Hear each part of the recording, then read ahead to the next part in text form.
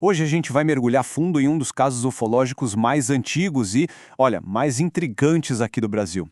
É uma história que, por mais de 75 anos, fica ali, sabe, bem na fronteira entre o que a gente chama de mito e o que é história documentada, entre o fantástico e o que é de fato real. E para a gente começar a entender a dimensão disso, nada melhor do que ouvir as palavras do próprio homem no centro de tudo. O topógrafo José Higgins descreveu o momento que mudou a vida dele assim. Um dia que era para ser comum, mas que se tornou tudo menos isso. Então, vamos lá. A gente está em 23 de julho de 1947. Pensem num lugar bem remoto lá no interior do Paraná. O José Higgins e a equipe dele estão trabalhando no campo e, de repente, eles escutam um assobio, um som bem agudo, estranho. Definitivamente não era nada que eles já tivessem ouvido antes. E aí o que acontece? Um disco gigantesco, de uns 30 metros, cinza esbranquiçado, pousa ali pertinho, em completo silêncio, sobre umas pernas de metal. A equipe dele, claro, entra em pânico e sai correndo. Mas o Higgins, ele não. A curiosidade foi mais forte que o medo, e ele ficou. E a coisa não para por aí, muito pelo contrário. A descrição que o Higgins deu é impressionante nos detalhes. Ele falou que 3 seres saíram da nave. E não eram seres comuns. Eram gigantes, com mais de 2,10 metros de altura. A aparência era algo, bem, completamente fora deste mundo. Bem, esses seres então tentaram se comunicar de uma forma bem peculiar. Um deles simplesmente desenhou o nosso sistema solar no chão, aí ele apontou para o Sol e disse uma palavra, Álamo. Depois apontou para o 7º planeta, Urano, e disse, Orc. Era como se ele estivesse de alguma forma indicando de onde eles vieram.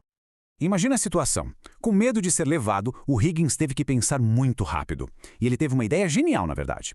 Ele pegou uma foto da esposa, mostrou para eles e gesticulou, como quem diz, preciso ir buscar ela. E não é que eles concordaram? Foi a brecha que ele precisava. Ele aproveitou e fugiu para a mata. E essa história se tornou um clássico da ufologia por décadas. Só que, com a chegada da internet, da era digital, começou a surgir um ceticismo forte. Uma nova teoria ganhou força. E se tudo não passasse de uma invenção? Uma história criada por um jornalista?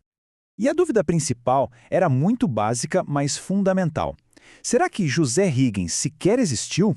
Essa se tornou a grande questão para os pesquisadores. Porque pensem bem, se a testemunha principal for uma farsa, a história inteira, ela simplesmente desmorona. Essa dúvida ficou no ar por muito tempo, até que em 2020, o pesquisador Márcio Parusini, incomodado com todo esse ceticismo online, decidiu que ia resolver isso. Ele partiu para uma investigação séria, mergulhando em registros oficiais para descobrir a verdade. Quem era o homem por trás da lenda? E olha, a investigação do Parusini foi de um rigor impressionante. É importante dizer, ele não estava procurando ETs, ele estava procurando por um homem de carne e osso. E ele conseguiu. Ele encontrou o José Higgins peça por peça, documento por documento. Essa tabela aqui mostra um pouco do rastro documental que o Higgins deixou. Quer dizer, ele não era um fantasma, uma invenção. Muito antes do tal encontro de 1947, já existiam registros públicos dele trabalhando como funcionário público, com uma carreira bem estabelecida. Ou seja, a linha do tempo não deixa dúvidas. A gente tem documentos oficiais que comprovam o nascimento dele em 1907, toda a sua vida como servidor público e até a sua morte, em 1993. O homem, José Higgins, era absolutamente real. Ponto final. Certo. Então, a gente estabeleceu a história, que é fantástica, e estabeleceu que o homem por trás dela era real. E é aí que nasce um paradoxo, um conflito fascinante entre essas duas coisas. E essa imagem resume perfeitamente esse paradoxo. De um lado da balança, a gente tem o quê? Um funcionário público, contador, filho de pastor, uma vida comum, documentada. Do outro lado, um relato de um encontro com uma nave de 30 metros e seres de outro planeta. Como conciliar isso?